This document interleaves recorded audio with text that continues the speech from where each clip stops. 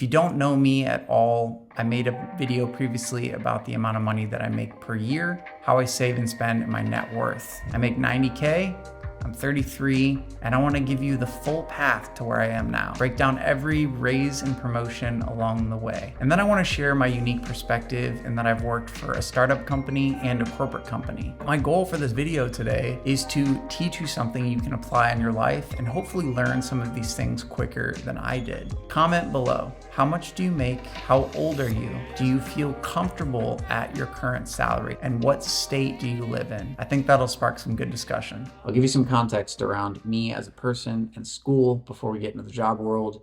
I sucked at school. I was middle of the pack. I loved the phrase C's get degrees. That was kind of instilled to me. My parents, I think they were just looking for a diploma from me. They just wanted me to graduate. D+? Oh my God. I passed. I was always the kid who got very distracted, harder to sit still and just focus on a teacher. I also think a lot of the education wasn't really geared towards visual learners. School's very black and white. Do this homework, take this test. The work world's a little bit different. You might not have all the skills for the job, but you can still get hired. And you can learn those skills as you go. Going into college, since my grades weren't great, I was limited into the majors that I could go into. Short story is, I chose psychology. The initial courses were full at the time, so I had to start with a higher level data-driven class. It was so boring. You didn't get the exciting topics that like Psych 101 teaches you about. So it didn't draw me in. I ended up switching my major to entertainment management, which I had never heard of at the time. It was a comprehensive major, meaning that you didn't need a minor. All it required was an internship in addition to the major itself. Ended up finishing college with a 2.58. It took me 5 years to graduate college. Failed math multiple times, failed finance multiple times. But that's kind of the short context. And then leading into the work world, outside of my internship, I've had 3 jobs that we'll talk about today. I'll give you short context around the internship because it will tie into my second job later on. I worked for a CEO who had like 7 companies. This approach was like a one-stop shop approach. So if you were a client, you went to them to get a video produced. They also had a marketing agency, a agency that did like coding for like websites. As an intern, it was pretty cool because you got to bounce around and learn a bunch of different skills. And funny enough, it's actually what got me into photography. I ended up talking to the video guys who showed me a camera and let me use one at events, and I was hooked. So I'm really appreciative that they were great mentors at the time and got me into one of my biggest passions that I still do all the time today. Completed that internship in November of 2014, and that kicked off the job search. My parents actually knew someone who got me an interview. Really, who you know. I mean, that definitely fast tracks your resume. Didn't get me the job initially, it just gets you in the door. And that's the main thing. Your personality and your skills can do the rest. I ended up getting the job in January of 2015. We're at job number 1. It's called a cubicle. Before we get started on that, if you're wondering if I'm filming in my bathroom, yes, I am. It's a small place. I haven't done my apartment tour yet. If you join this channel, you've seen half my apartment. In total, I was here for about 6 months. After I explain to you what I was doing, you'll understand why it was such a short time frame. This was a marketing tech company. It was a corporate company, so it was your typical 8 to 4, 9 to 5 job. And basically when I joined the company, I had to read this set of guidelines. I worked in a car division, and my role was to go through ads sent to us by dealerships. You've probably all seen one on TV or on your phone or on a magazine or a digital print ad. It's essentially the ads where you see cars. So it could be 2 cars, it could be 8 cars. They got a bunch of text all over it that's like, hurry, sales, cars going quick. Say the car on the left was a Honda Civic, and that's what the dealership wrote. But then the picture was a Honda Accord. That would be an infraction, basically saying, it's wrong, you need to fix it. It was fun in the beginning before it got repetitive. You'd have to go through the entire ad, so not just the cars, you'd have to go through the disclaimer text, line by line. Just picture that.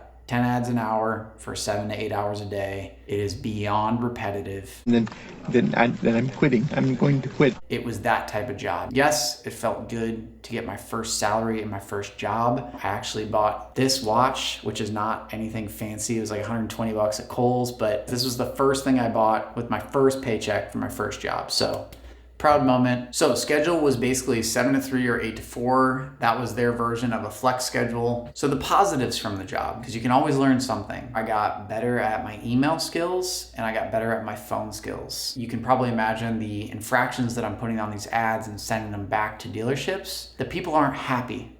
You stupid bitch. To get the infractions. It's actually pushing out their deadlines on when they need to get the ads out. So you're doing that mixed with seeing those repetitive ads over and over and over again. Honestly felt like someone was just taking a chisel to my soul and just like chipping a piece off of me every single day. So starting salary for this job was $29,000. This was January 2015. This job did have a 2-month-ish probationary period, basically meaning show that you could do the job. After those 2 months, you would get $1,000 added onto your salary, bringing it up to $30,000. Coming out of college, my parents paid for college. My car was paid off and I wasn't moved out on my own yet. I told my parents I wanted to look for something different. This was 5.5 months in. And around that time, the CEO that I interned for sent me an email saying that he was starting a startup company and he wanted to offer me a full-time position. Remembered me as an intern, thought I had good work ethic, wanted to meet for an interview. Met him in a very informal way at a bar at the bottom of the building that they worked in. He showed me the pitch deck. I was hooked. And he offered me a salary that was basically equivalent to what I was already making, but I didn't gain a ton of skills at this job. I was only there for 5.5 months, so I didn't really have a lot of room to negotiate. I really didn't even know how to negotiate at that point. Job number 2, and yes, we're still in my bathroom and now I'm sitting on the toilet. This is called the startup. So this was about 7 years of my life. It's where I learned the most skills. And this is a picture I found of me in 2015. This is right around the time I first started. It's me sitting at a folding table, which eventually I shared this folding table with someone else because we were squatting in our CEO's, one of his other company's offices, all like bundled up in this little corner before we eventually got our own office space. So we kind of have to jump back in time for this one. This is August 2015. On the day that I was hired, me and this other guy actually started at the same time, and a woman was hired on before us. So it was just the 3 of us at this company. And my task was to learn this app called Zoom. The idea was this. It was a video conferencing events company, and essentially they wanted to connect you with a presenter. So that could be like a CEO, a TED speaker. Both brains have a rational decision maker in them, but the procrastinator's brain also has an instant gratification monkey. With a client or, a group of people via video call. Picture you as a client being able to go on a website and purchase a speaker to speak at your boardroom, your event. Maybe it's a yearly event that you have, a retreat. Maybe you're at a retreat in an Airbnb. It could be a number of things. Now, again, that sounds so simplistic to say in 2024, but in 2015, people weren't really doing video conferencing events like they do today. You see, like in an auditorium, like the projection screen, there's a lot that actually goes into you being able to talk to the person on the screen into the microphone and not have it be echoey and sound good to the presenter on the virtual side. A lot of tech stuff that people probably don't think about, and nor should they. Coming from the event production side, that's your goal, to just make it look easy. There wasn't a virtual producer in the beginning. So my role was really just connecting the people, creating the Zoom link, sending it out to the presenter and the client, and basically just like sitting on the call. I still remember to this day very vividly the first video call that I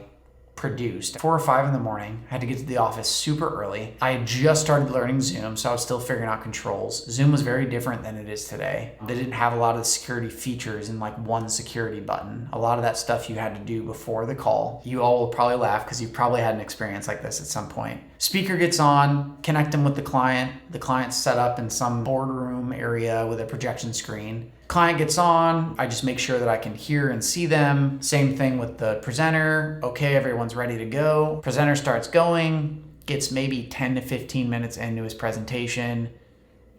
Dark screen, just goes away. I start freaking out. We are fucked. I was calling the presenter, couldn't get a hold of him. Eventually he comes back in and this is what he says. Oh, my laptop died. I didn't have my computer plugged in. It was just a funny kind of aha moment where we slowly started realizing people need some sort of person on the call that is technical, that can remind them of the simple things like, hey, Plug your laptop in. Make sure your internet connection is good. Your mic sounds terrible. Let's fix that. I was heavily involved in like creating these processes of what we eventually called a tech check. And my original tech check was like 4 questions. Was your internet strong, weak? I think it was just strong or weak.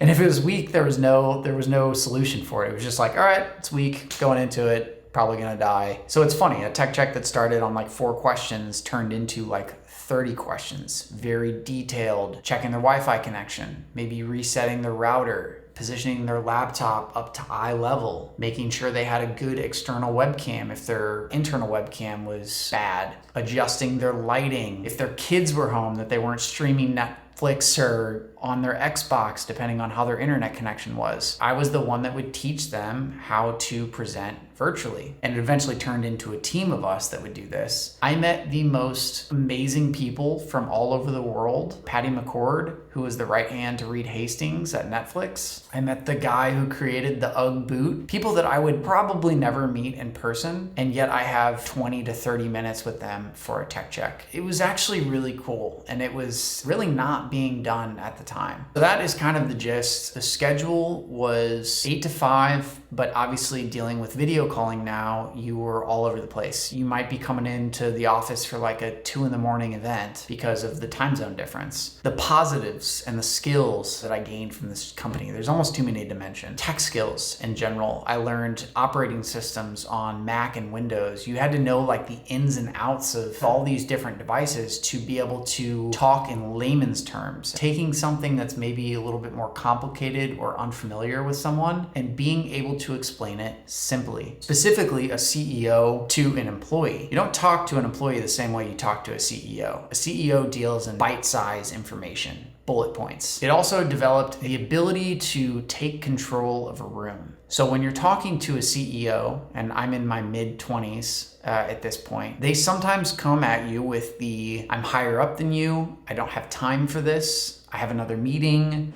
I said a please would be nice. Get it straight, Buster. I'm not here to say please. I'm here to tell you what to do. So if you aren't in control of the video call, you will get run over. And that happened to me early on. As time went on, my confidence went up, and you really had to kind of assert yourself in that I'm the expert in the field. I solve problems. And if you could do that in a confident way, you'd have their full attention for the 20 or 30 minutes. That was a big skill set learned in terms of how to talk to people that were higher up, verbally and in written email communication too. Patience. It taught me so much patience. Before video calling was as popular as it is now, take like your grandma.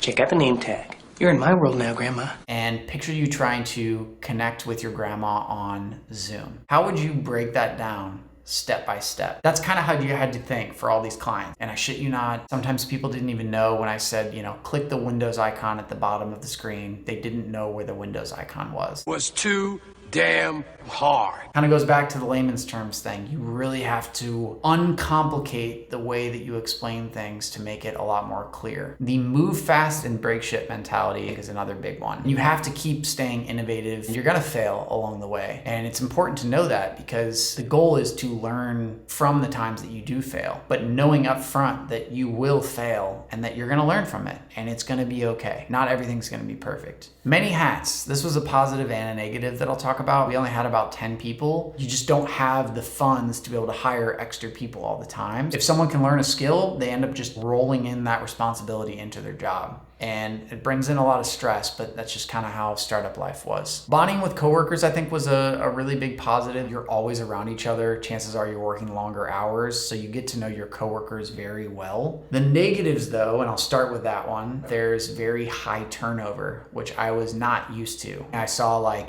10 people leave or get let go, one of which I was in the room for, which was one of the most uncomfortable experiences. Know that at the end of the day, it's a business and everyone is expendable. And if you think you aren't, you are. No matter how important you are in an organization. Bad mental health. One of the most stressful times in my life. It impacted friendships, relationships that I had because the stress would come home with me, or you're just so burnt from being stressed out of your mind all day that your mind is just not in it when you come home to your relationship. internship. Odd work in weekend hours, so that kind of goes into the stress too, but because of the time zone difference, you're working crazy hours, you're working weekends. Missed a friend's bachelor party because I was working on the weekend. Looking back, I should have just said screw it and like took the time off. In the moment, you know, work seems to be the most important thing. The older I get, I can tell you that that's very much not the case, because you only get one life. Take advantage of the times and the relationships that you do have. Many hats was also a negative. I think, again, I'm not gonna hone in on it, but it adds to the stress, taking on all those responsibilities. You can do it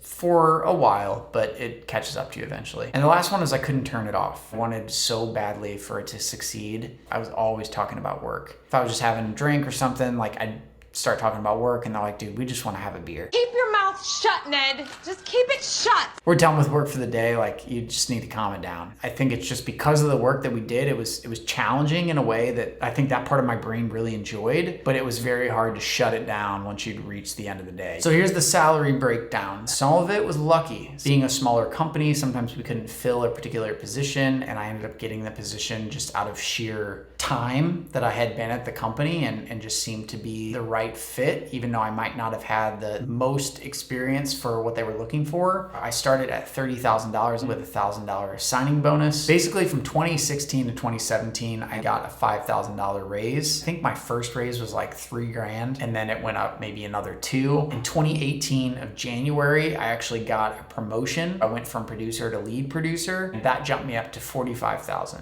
I think we had brought on a producer or two. So I was essentially kind of the veteran producer training the producers that were coming on below me on how to run a virtual event. And I might be there to assist on events that they were producing as well. May of 2020, that's when I bumped up from 45 to 55. So I got another promotion, and this time I was promoted to director. I was now managing, I think, 3 producers. The cool part is they let me pick my title. So of course, what did I do? I went on salary.com. Directors seemed to have a very wide range in terms of what the salary went up to. Having that experience as being in more of the manager role, didn't really like management. I kind of just liked doing my own thing. Some aspects were cool, like being able to train other people and like watch them get good at producing events and things like that. But I also didn't really have a great mentor to learn from. So a lot of this stuff I'd never been a manager before, and I feel like you need a good mentor to kind of teach you and navigate you through that path. Otherwise, you could turn into a bad manager. There was times when I was a bad manager. I would just get kind of short and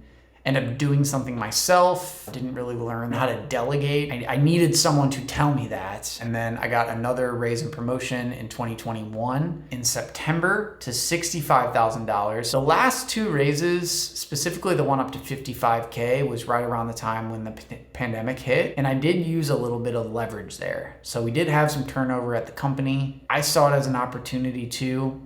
They did need me at the time, because if I would have left, it would have really shortchanged them in terms of producers. As you can imagine, video call events exploded in the pandemic time. Not threatened to leave, but professionally in an email, backing up the work that I had done and things like that. Sometimes you do have to use those times to your advantage, because it is a business at the end of the day, and they expect you to ask for a raise. You're an employee, so that's part of it. Again, sometimes it could have been a role where they couldn't fill for a while. I was probably a cheaper option than them hiring an actual manager or director, someone with more experience. I would say take your chances, use the leverage opportunities when they come up, and if you can find a mentor in your life, hands down, do it. Learn as much as you can from the people that can do it better, and they will fast track you. More times than not, people are more than willing to share information and teach you what they know. Last job, global tech.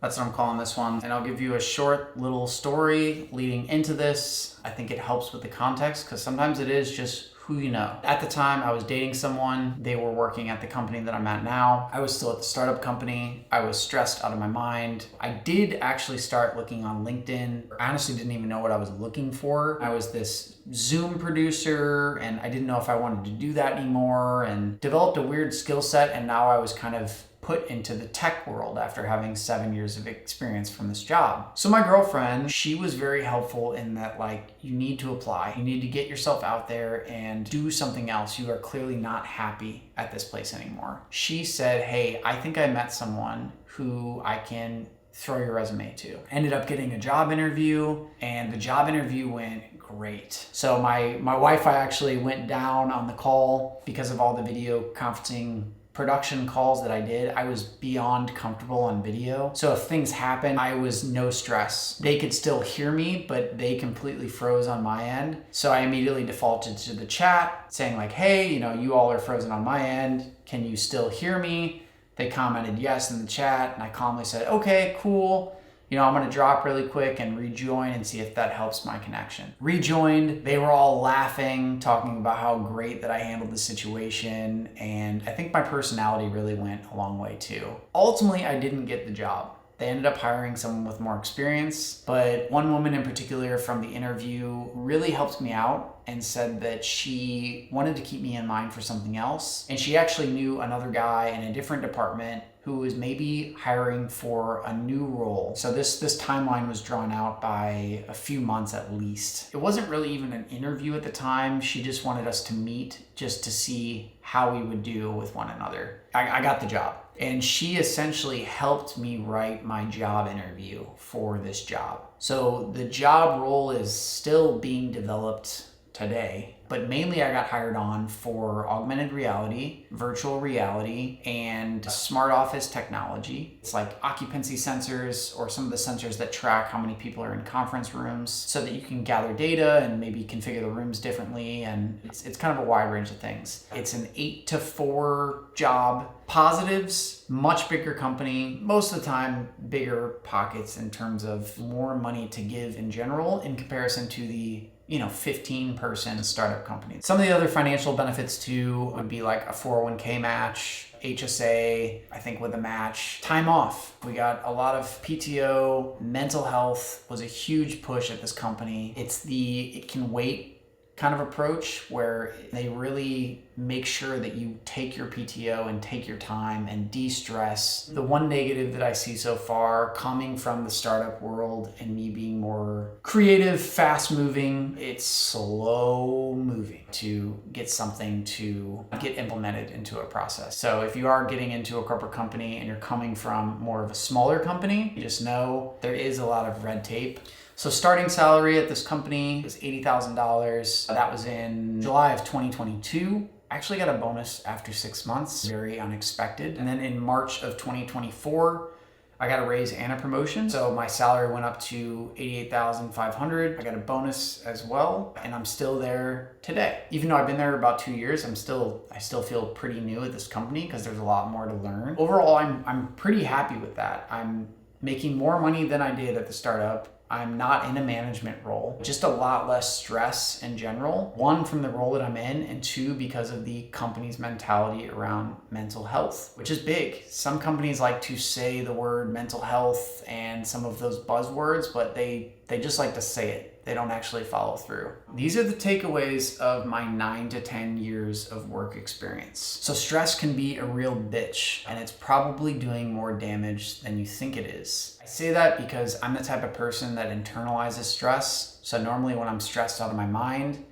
I may not realize it, but at the time, like I mentioned, my ex-girlfriend definitely realized it. And I also break out in acne. So sometimes really kind of maybe take a step back. If you are stressed in life, chances are it's not just stressing you out at work. It is impacting some of your personal relationships and friendships and maybe things that are kind of bleeding into your personal life too. A lack in pay may be abundant in experience. Know your threshold. This is going to apply to people in different ways. This is the money topic that we brought up. Your spending and your saving versus your salary. You might be able to be in a position where maybe you don't have debt, your rent is really cheap. You can take that job that doesn't pay as well, but you know there might be a much greater long-term benefit. And sometimes the $20,000 raise isn't worth the skills that you would accumulate at a different role that might not pay you as much. So know what your threshold is. I'm not telling you to undersell yourself, but I wouldn't have got the job that I have today without all of the skills that I learned at the startup company. And although it was frustrating to not always get the raise, I got got 14 years worth of skills in a job that I worked for 6.5 years. Don't be afraid to leave out of fear of starting over. Going from my second job to the job that I'm at now. That was one of the biggest things, is I had put in 6.5 years of experience at this company, and I was the go-to guy. I got to the point where I was the SME, or the subject matter expert, at Zoom and video conferencing, where the CEO would just call me directly. If he was running into an issue before his event, he called me because he knew I could fix his issue. It wasn't always the case in the beginning, but I had built up the knowledge and skills to be able to get to that point where I was that go-to person for a lot of those things. And it scared me to have to start over. You're not knowing your coworkers. You might be starting completely over in terms of skill set. I wouldn't let that scare you. Give it like a month and you adapt to the new environment. You meet some of your new coworkers and you are so much better off than you were before. So don't let that fear stop you from starting something new. Stop trying to do everything yourself. Ask for help. Admit when you don't know. Don't bullshit something when you don't know it. It is so much better to admit to a client or an employee that, hey, like honestly, I don't know the answer, but I can find out. I can talk to someone who does. I can research online and find out the answer. I'll come back to you. Rather than giving some half-ass answer that's wrong, like it just makes you look bad, it lowers your credibility. Not getting the job doesn't mean you always won't get a job. If that interview taught me anything, it was that. I heard the no and I immediately got disappointed. It totally like killed the fact that I did awesome in the interview. It wasn't anything that I did. I just got beat out by someone with more experience than me, which it's not my fault. And that's probably happened to a lot of you out there. If you're competing for a particular position, especially in the competitive industry, it's gonna happen. But your personality can go a long way. The person that basically took me under their wing and brought me in to introduce me to someone else, she had to go out of her way to do that time kind of outside of work. Sure, she probably gets a kickback if I get hired and I'm there for a certain amount of time. Always go into the interview with an open mind, give it your all, show your true personality. And the last thing is, I talked about this in the other video, it totally relates to this. As you get raises and promotions, you earned your raise. So stop spending it on bullshit stuff that you don't need. A lifestyle creep is a real thing. I'll use my example. Just because I got an $8,000 bump doesn't mean I'm going out and getting a nicer apartment right away or getting nicer clothes, because then the raise doesn't mean anything. You get an $8,000 bump and you get a nicer apartment, the $8,000 bump that you just got, well, your apartment expenses just went up. Maybe you get nicer clothes, nicer car, you're in the same spot that you were before, or you might even be more in the hole. So if you get a raise, use it as a bonus for yourself. Save first. Do good at saving throughout the year. My fellow nerds and I will retire to the nerdery with our calculators. Thanks for making it all the way through if you got to this point. Punch the like button below. It really does help this channel. It helps YouTube recommend this video to other people. Subscribe if you're feeling this content, and I'll catch you on the next video. So don't try to do everything yourself. It's really gonna hold you back. We'll cut that out. Some people dip out at the end, so do me a quick favor. Before